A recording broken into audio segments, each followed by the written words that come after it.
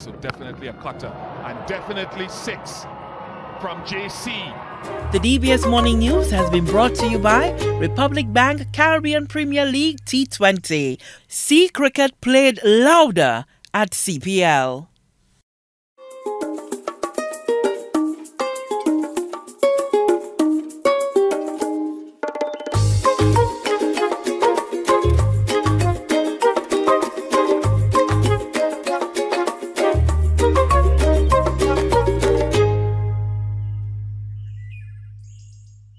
Hi, good morning. This is DBS Good Morning. Thank you so much for waking up with us. We have an exciting show ahead, but as usual, we're going to start you in the know for your day. So let's go to the news desk.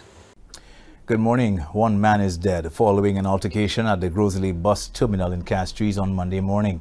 According to witnesses, the altercation stemmed from discrepancies in the board displaying the driver's position on the queue for passenger pickup. The boardman and the driver had a problem. And then the driver, he gave him a slap, and then the driver come back and stab him. But I heard this in a critical condition. He stabbed it's by his heart and things. This latest incident on the Route 1A bus terminal has left drivers calling for security during work hours and for more oversight of the terminal from the Minibus Association. In other news, the National Oceanic and Atmospheric Administration, or NOAA, has updated its annual forecast and now predicts an above-normal 2023 Atlantic hurricane season. An early storm being formed in June in the Atlantic, which is very unusual. So based on those factors, most of the institutions that do the predictions they change their predictions from near normal to above. So they're expecting that the season will pick up and have a lot more tropical storm formation. This new prediction is a change from their May outlook, which had predicted a near normal number of storms for the first time in 8 years. 11 women graduated from the Women's Economic Empowerment Project after receiving training in garment construction and soap making over the weekend. Today's graduation ceremony gives us an opportunity to reflect on the training generally, which focused not only on the technical skills, but also on a range of capacity building in marketing, branding, business standards, costing, entrepreneurship, and the list goes on.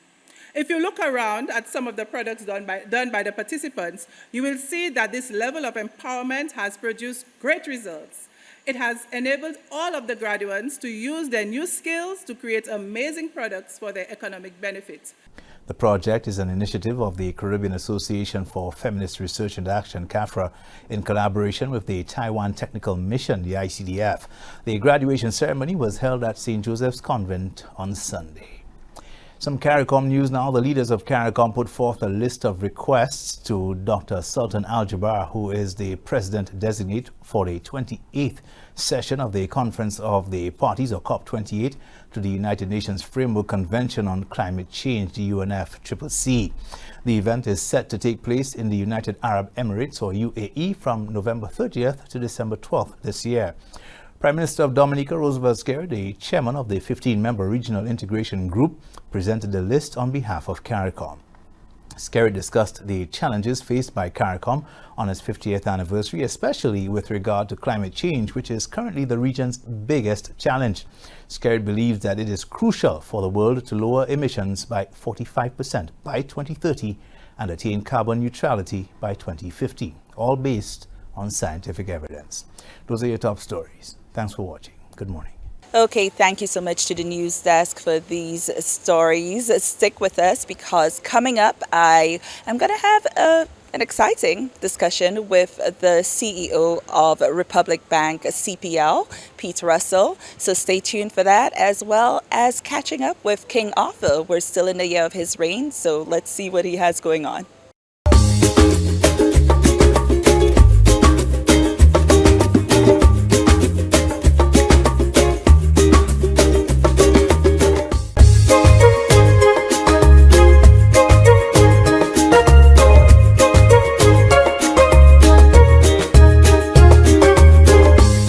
So if you you don't know, now you know that CPL is coming up, Republic Bank CPL. I know that we love our cricket and many people are excited. So let's catch up with the CEO of Republic Bank CPL, Pete Russell. He's going to tell us all about the tournament, what they have in store for us. We're going to talk about the players and everything CPL related.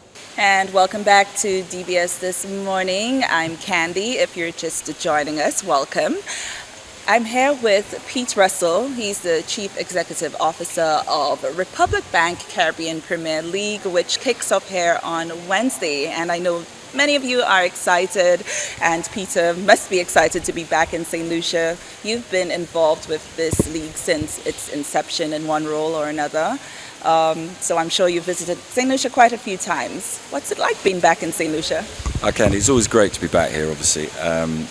It's got a certain stillness to St. Lucia. It's not as hectic as some of the other islands. It's obviously beautiful. We're blessed to be able to come here, and as you say, we're very excited to play the first leg of CPL here for the first time. Okay, awesome. What are you most looking forward to with this particular leg of the competition, especially here in St. Lucia? Because I'm sure, not to be biased or anything, but I'm sure St. Lucia brings its own flavor to this league. So what, in your opinion, is that? I think last year on the Saturday night, we saw the vibe here and it's just such an incredible vibe. So everyone, obviously the team was playing well, everyone gets behind the team. The DJ's pumping the music out, everyone's having fun, whether they're watching the cricket or not watching the cricket. And that's what we want. We want people to come and enjoy the entertainment. The cricket is there and it's always going to be top quality, but there's so much more to a CPL match. Everyone can line with their mates and friends. So that's what we want. We want to create that vibe. And I think if we get it this week, which I'm sure we will, the tournament will get off to a cracking start. And that's what we want. We want everyone to feel good about themselves. And then we've got 5 weeks of CPL action, which will be very exciting. I think what they call that these days is collective effervescence. You know that feeling? You'd be listening to a song on your own and, you like it, you're jamming, you're vibing to it, but then you listen to it in a crowd or group of people and it's a whole different experience. Like being at a concert, some people it's like being, in a spiritual situation. So I know you're trying to create that not just for adults, but children as well.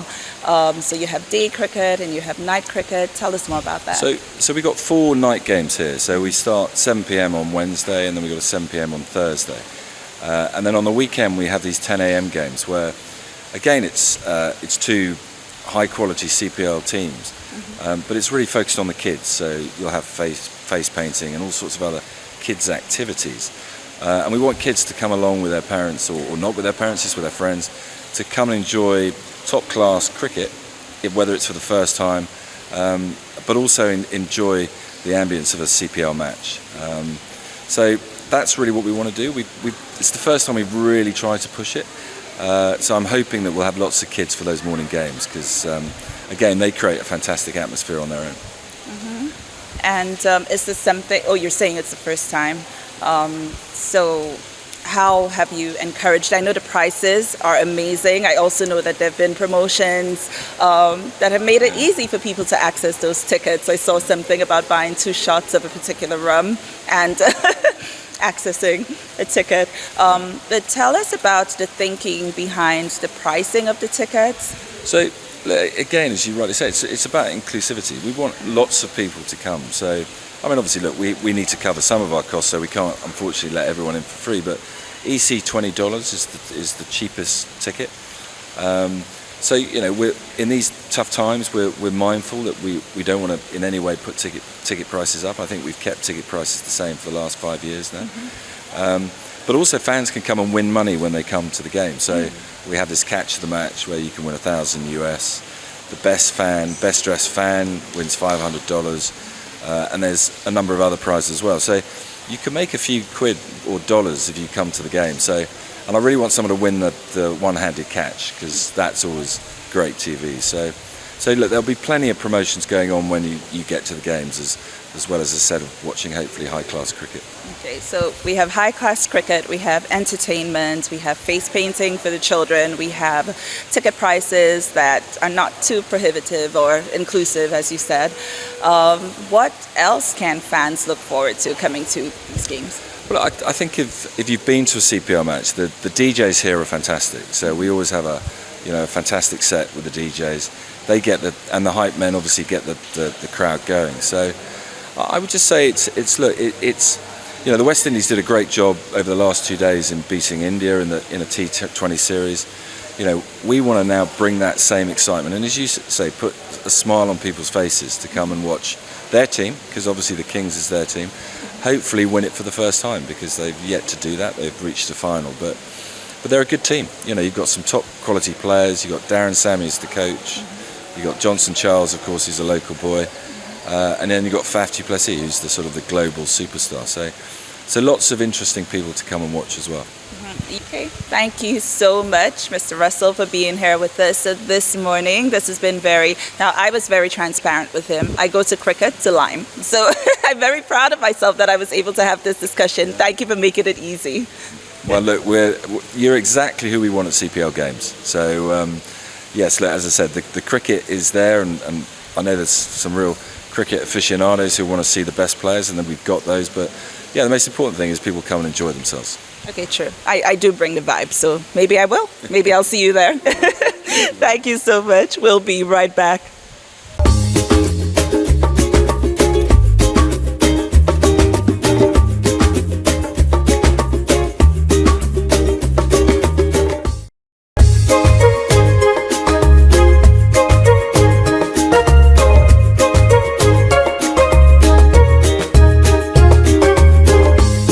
Carnival is over, but we are still in the middle of King Arthur's reign. He came back for that crown, and we wanted to catch up with him. So let's go to his studio and see what he has going on and what his hopes are for this coming year until it's Carnival again. And welcome back to DBS This Morning. We have yet another exciting conversation to let you in on.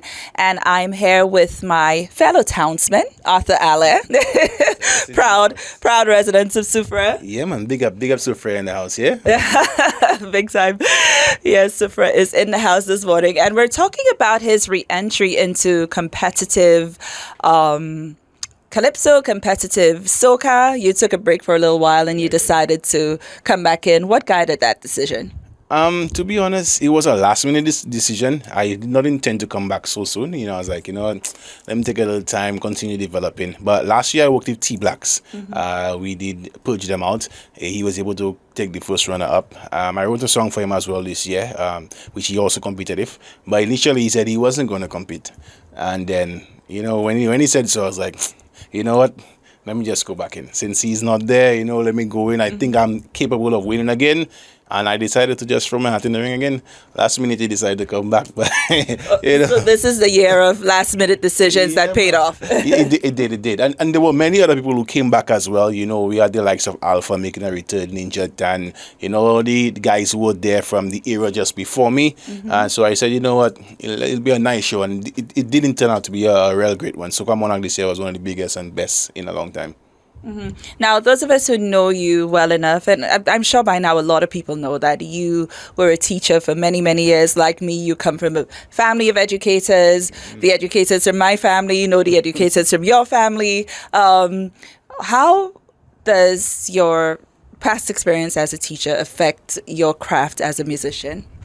It kind of helped a lot. It brought me a fan base of younger, persons. A lot of the people I taught, they, especially at Soufrière Compre, as a whole, that's a generation of fetters now, so they form a big part of my fan base. They can say, hey, that's my teacher, and even from the younger ones, I have kids who are in grade 3 who have already left secondary school, and they too have become part of my fan base. It became a very hard thing to balance teaching and doing music. So I kind of decided to, focus more on, diversifying my streams, to go in major records, using it as a platform to have other artists come in there, also work on my jingles. I've had the privilege of working with companies here and throughout the region. So, I had to give it a little separate. The teaching, as much as I loved it, I'll take a little break from it and another break. I'm going back.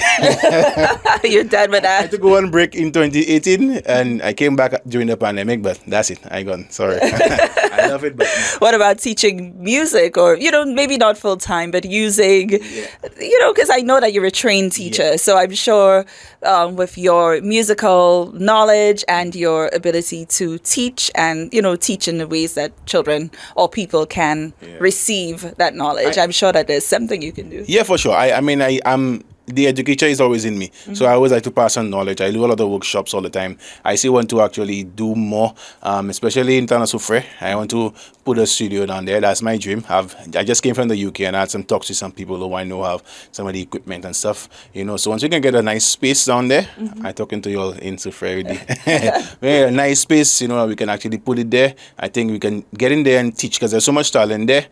Teach them sound engineering, production, everything. So we can, because there's, so many upcoming bands and singers and songwriters who just want an opportunity. I had to leave because I had no outlet to do. There were no professional studios in Sufre. Most of the work that I was getting, if you were not at the 3 hotels down there, then you had to find work elsewhere. So we're going to create more opportunities in Itana Sufre for the young talent. Yeah, and Sufre has such a rich musical heritage. So many good musicians, bands. Like Future Lights, we're still enjoying their music today. Like it was just created. Matrix, Matrix Band of Rebirth 7. So a lot of big bands have come out from there, and I think there's a new young band coming up, MTX. My brother's a part of their crew, and I want to see them rise too as well. So just create more opportunities for them in the town so that they can transcend and represent St. Lucia on the whole. Yeah, because I remember when you came on the scene with Lebo, and I know him, and look at how far you've gone now. So it's nice that you want to play your part to ensure that more musical talent from Sufre develops in a way that you've been able to develop. But I was so I made a last minute decision and went to a restaurant on Saturday night, and Arthur was playing, and I sat and listened to him for a while because, again, it's easy for us to put people in boxes, right? And I'd never seen that type of performance. Arthur is quite versatile as a musician. He was playing a lot of, the old music that I like, the songs that we all know.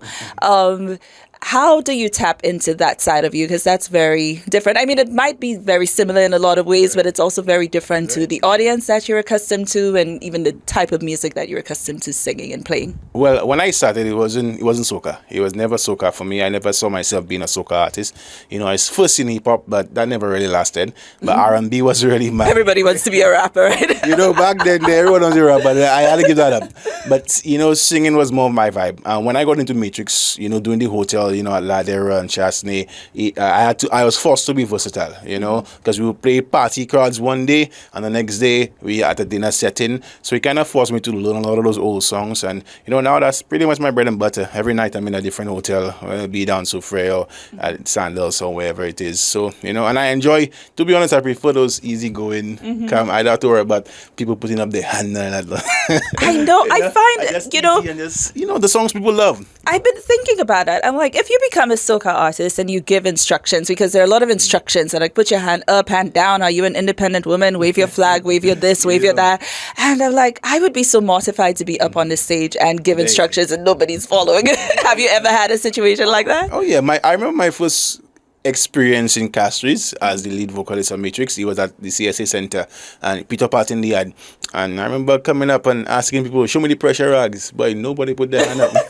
Literally, no. I think Ezra wasn't an artist yet, but Ezra was one of the few people, he and his crew, always vibing in front. But the rest were like, who's met? They were no love, nothing. But it taught me too that I had to work a lot harder to get people to support me and, vibe with you. Because it's more than just your talent, you have to create a brand around yourself. You have to actually, create a package of people who want to be a part of it. It's not wrong about talent or music. It's more about, the artists. Well, we have to wrap up here today, but this has been amazingly delightful. I hope we can do this again sometime soon. And we're coming to you from the studios of Major Records, Arthur Allain's Major Records. We'll tell you how you can find him later on. But thank you for joining us. This is DBS This Morning. Bye. Saudi.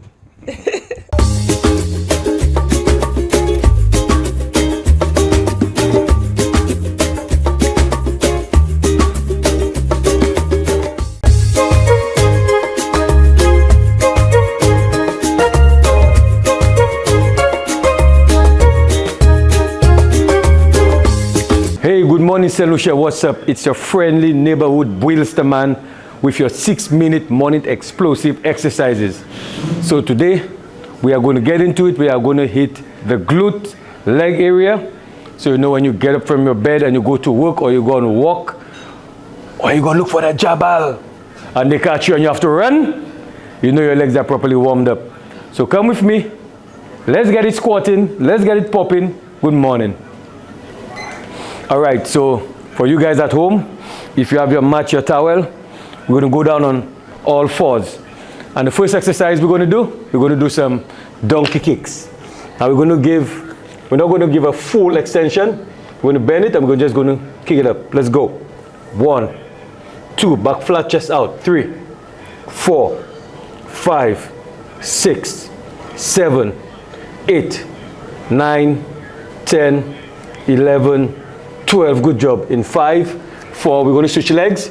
2, 1, let's go. 1, 2, 3, 4, 5, 6, 7, 8, 9, 10, 11, 12. Excellent. 10 seconds rest, and we're going to do another set. So we're going to get in 3, 2, 1. Let's go. 1, 2, 3, 4, 5, 6, 7, 8, 9, 10, 11, 12. Next leg. 3, 2, 1. In 1, 2, 3, 4, 5, 6, 7, 8, 9, 10, 11, 12. Excellent. Now we're going to go into fire hydrant, or we're going to go into peeing dog. We call it peeing dog because that's our dog. They speed. They raise the leg on the side and pee. Again, we're going to keep it pulsing. Let's go. 1, 2, 3, 4, 5, 6, 7, 8, 9, 10, 11, 12. Next side. Let's go. 1, 2, 3, 4, 5, 6, 7, 8, 9, 10, 11, 12. Excellent. We're going to rest for 10 seconds again. And we're going to go in 3, 2, 1. Let's go. 1, 2, 3, 4, 5, 6, 7, 8, 9, 10, 11, 12. And next exercise, next side, sorry, in 1, 2, 3, 4, 5, 6, 7, 8, 9, 10, 11, 12. Woo! Woo! I'm feeling the stretch and the pull in the buttocks area. All right. So the next exercise, what we're going to do, we're going to stand. We're going to go into a half squat. All right. So we're going to go down, half squat, and up. 1, 2, 3. Let's go. 4. That's it, Jasbo. 5, 6, 7, 8. Feel the pressure. 9. One more. And 10. Good job. Shake it out. We're going to go one more set of 10. Space the legs out slightly. Always maintain a slight bend in your knee area. Back flat, chest out. Let's go. 1, 2, 3, 4, 5, 6. Feel the pressure. 7, 8, 9. Excellent. Whew. I don't know about you, but I'm feeling that burn already. Right. So that's already 3 exercises. So right now what we're going to do, we're going to go down in a squat form. We're going to press up on our toes. Let's go, St. Lucia. 1, 2, 3, 4, 5, 6, 7, 8, 9, and 10. Notice my heels didn't touch the ground. So my entire body is staying engaged. However, I'm feeling the pressure in my calves and glute area. All right? In 3 seconds, we're going again. 3, 2, 1, let's go. 1, 2, 3, 4, 5, 6, 7, 8, 9, 10. Excellent, St. Lucia. Good job. We're almost done. And last but not least, what we're going to do, we're going to give a back kick stretch. So you're going to turn and slightly rest on your partition, your wall, your husband, your wife. Whatever you want to brace on, you're going to kick back and make it look sexy from behind. Back kicks, pulsing, toes pointed out. Let's go. 3, 2, 1. Slide the feet, the foot that is planted down. Ensure that it's fully flat foot straight on the ground. Let's go. 1, 2, 3, 4, 5, 6, 7, 8, 9, 10, 5, 4, 3, 2, and 1. Excellent. Last one. 1, 2, 3, 4, 5, 10, 9, 8, 7, 6, 5, 4, 3, 2, 1. Woo! Yeah, that's it, Lucia. Right on time. 6 minutes explosive exercise. You can get up on the morning to do. Remember, first thing, you wake up. When you wake up on the morning, that means there is a purpose for you. Then you try to go defecate. You let it all out. And then you put on DBS. You meet up with Bweels, and we get fit and ripped even while trying. Good morning.